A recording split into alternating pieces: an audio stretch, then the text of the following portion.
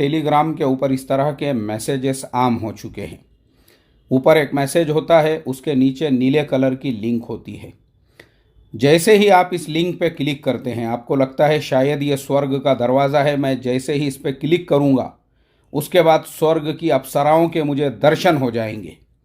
आप जैसे ही इस पे क्लिक करते हैं, आपके मोबाइल में जितने भी कॉन्टैक्ट्स हैं वो सारे लोगों को ये मैसेज फॉरवर्ड हो जाता है।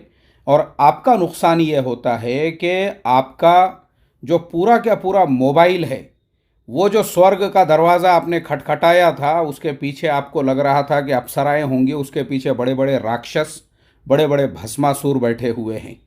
वो जो राक्षस और भस्मासुर है, उनके कंट्रोल में आपका पूरा मोबाइल, पूरे मोबाइल का डेटा, जितने आपके मोबाइल में बैंक अकाउंट, जितनी भी इंफॉर्मेशन, सारी चीज़ें जो है अब उनको भी नज़र आने लग जाती है।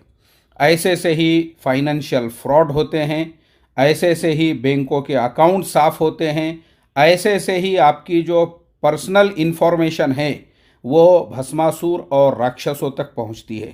इसलिए याद रखो, आपको ऐसा मैसेज आता है और उसके नीचे नीले कलर की लिंक होती है तो हो जाओ सावधान, स्वर्ग की अप्सराओं के चक्करों में पड़ोगे, राक्षसों का निवाला बन जाओगे।